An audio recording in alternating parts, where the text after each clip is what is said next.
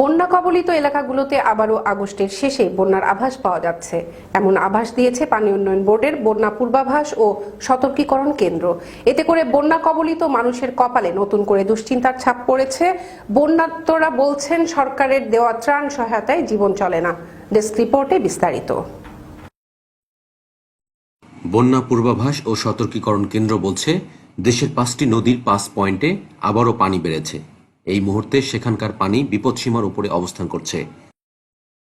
গত কয়েকদিনে দেশের প্রায় সব নদীর পানি বিপদসীমার নিচে নেমে এসেছিল, কিন্তু হঠাৎ করেই গুড় নদীর সিংড়া পয়েন্টের পানি এখন বিপদসীমার 8 সেন্টিমিটার ওপর দিয়ে প্রবাহিত হচ্ছে। একইভাবে আত্রাই নদীর বাঘাবাড়ি পয়েন্টে 1 সেন্টিমিটার, ধলেশ্বরী নদীর এলাসিন পয়েন্টে 12 এবং পদ্মা নদীর গোয়ালন্দ পয়েন্টের পানি বিপদসীমার 6 সেন্টিমিটার ওপর দিয়ে প্রবাহিত হচ্ছে। আগামী 10 দিন ধরে এসব নদ নদীর পানি বাড়বে, এমন পূর্বাভাস জানিয়েছে বন্যা পূর্বাভাস ও সতর্কীকরণ কেন্দ্র।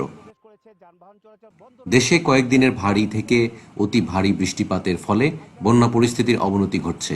বাড়ছে নদী খাল বিলের পানি। দেশের অধিকাংশ জায়গায় মাঝারি ধরনের বৃষ্টি হলেও কিছু অঞ্চলে অতি ভারী বৃষ্টি হয়েছে।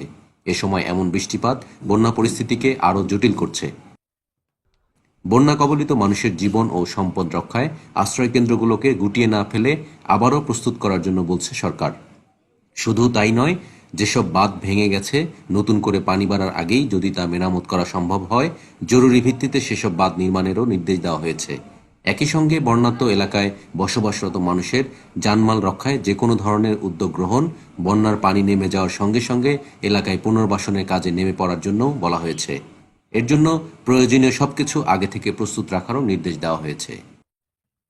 দেশে দ্বিতীয় ধাপের বন্যায় ধান, সবজি, ভুট্টা সহ 14টি ফসলে প্রায় 1.5 লাখ হেক্টর জমি প্লাবিত হয়েছে। এর বাইরেও প্রায় 9,485 হেক্টর জমির আমন বীজতলা নষ্ট হয়েছে। বন্যায় এ পর্যন্ত 120 কোটি টাকার অবকাঠামো ও আসবাবপত্র নষ্ট হয়ে গেছে। বন্যায় ক্ষতিগ্রস্ত হয়েছে 7,000 শিক্ষা প্রতিষ্ঠান। ডেস্ক রিপোর্ট, বিশ্ব বাংলা 24।